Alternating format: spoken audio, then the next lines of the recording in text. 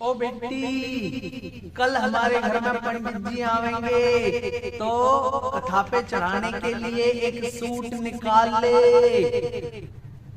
माँ, टाइम लगेगा उसे निकालने में, तो कम से कम 2-3 घंटे लग जाएंगे। राधे राधे, आप सभी का स्वागत है हमारे इस चैनल पर मूव ऑन इन लाइफ। तो आप सभी सोच रहे होंगे कि आज ये सूट की बात कैसे हो रही है। तो क्योंकि आज हमारी जो कहानी है वो इसी विषय पर आधारित है।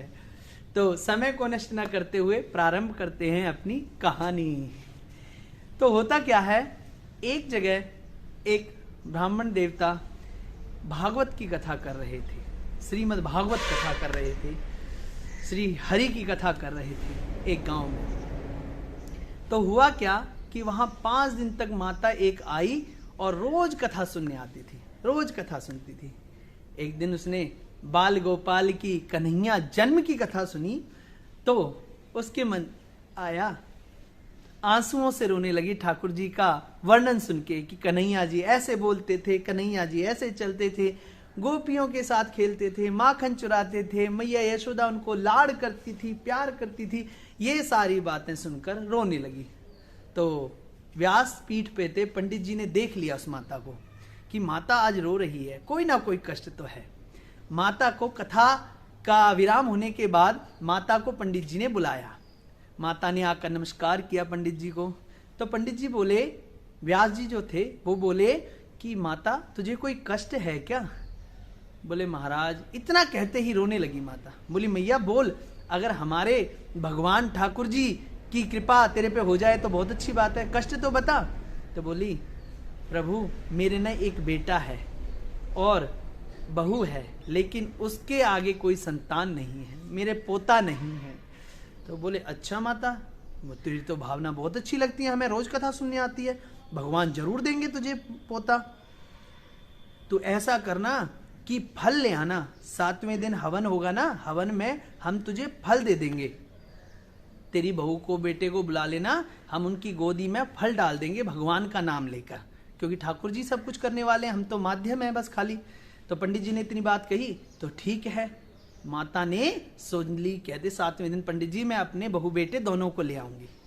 तो माता लेकर 7वें दिन हवन हो रहा था, ओम नमः शंभवाय स्वाहा, ओम शंकराय स्वाहा, हवन चल रहा था। तो उसी समय माता अपने बहू और बेटे को लेकर और केलों की जो एक कहते हैं गुच्छा था उसको लेकर आ गई और केलों का गुच्छा भागवत जी पे चढ़ा दिया। जय हो भागवत भगवान। अब भागवत जी पे केलों का गुच्छा चढ़ा दिया तो हवन हो गया। हवन होने के बाद सबको फल डालने आशीर्वाद में दिए व्यास जी ने। जो जो फल लाया था, जैसा जैसा फल लाया था उसको वो ही फल लिया। कोई सेब लाया, कोई अमरूद लाया, कोई केला लाया, तो जैसा जिसको फल जो लाया था वैसा ही उसको भगवान के चरणों में रख के दे दिया। तो पंडित जी ने बारी आई उनकी, तो उनको भी केला, जैसे वो केले लाए थे, केले उनकी झोली में डाल दिए और झोली में डालकर भगवान से प्रार्थना की, ठाकुर जी इनके घर में भी बालक हो, अच्छी बात है, भगवान आपका नाम बना रहे, आपका प्रख्याति होगी संसार में। तो भगवान की कृपा ऐसी हुई कि उसको फल दे दिया। अब पंडित जी चले गए वहां से कथा करके। ठाकुर जी की माया, बांके बिहारी कृपा की कोई जान नहीं सकता। तेरी माया का न पाया कोई पार, के लीला तेरी तू ही जाने। तो फिर क्या हुआ कि लीलाधर की लीला चली और वो उसकी जो बेटे की बहू थी गर्भवती हो गई और 10वें महीने में उसके एक सुंदर बालक का जन्म हुआ, बड़ा ही सुंदर बालक जन्म हुआ। अब वो बालक धीरे धीरे बड़ा होने लगा, 2 साल का हुआ, 3 साल का हुआ। तो एक 3 साल के बाद वही पंडित जी जो कथा करके गए थे ना गांव में, वही पंडित जी दोबारा से कथा हुई उसी गांव में। पंडित जी आए, पंडित जी को देखकर माता बड़ी प्रसन्न हुई, माता ने चरण स्पर्श करे और फिर कथा के 5वें चौथे दिन फिर रोने लगी।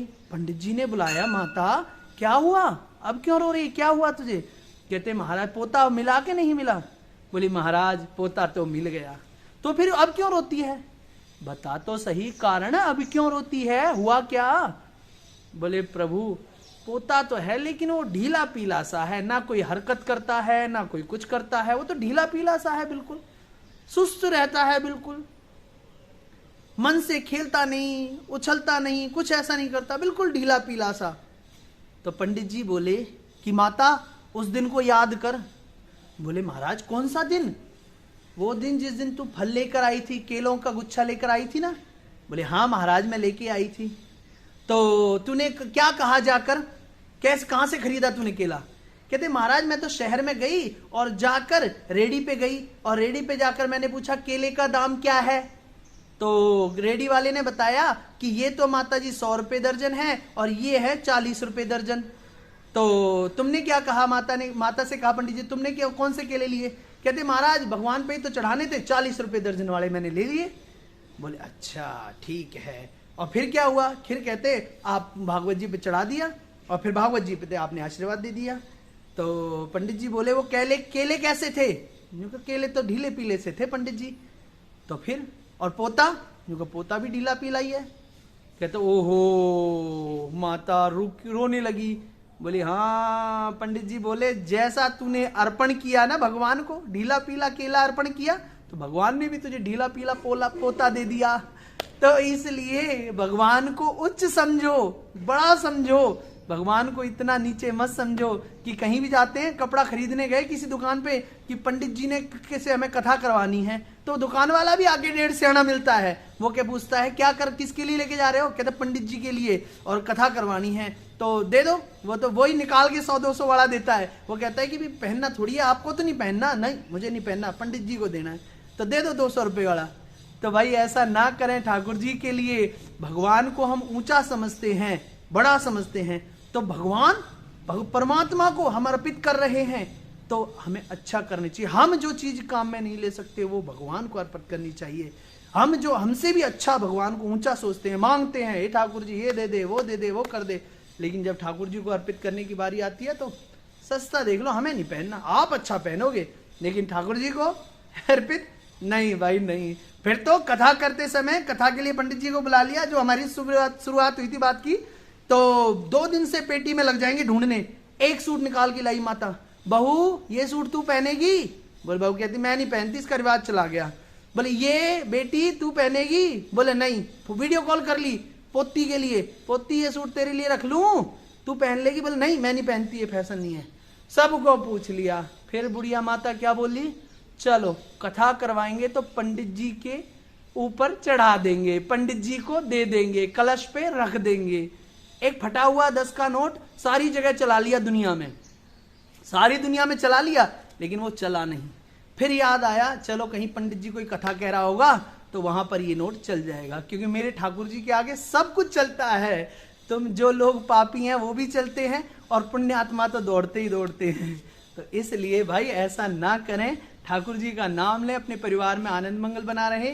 भगवान से प्रार्थना करता हूं कि आपका परिवार आनंद मंगल से रहे, स्वस्थ रहे, प्रेम बना रहे आपका, और ठाकुर जी आपके ऊपर अपनी कृपा हमेशा बनाए रखें। अगर आपको हमारी वीडियो अच्छी लगी हो तो चैनल को सब्सक्राइब करें, वीडियो को लाइक करें, शेयर करें, और चैनल को सब्सक्राइब करना बिल्कुल भी ना भूलें, क्योंकि आपके साथ के बिना हम कुछ भी नहीं हैं। जय जय श्री राधे, जय जय श्री श्याम।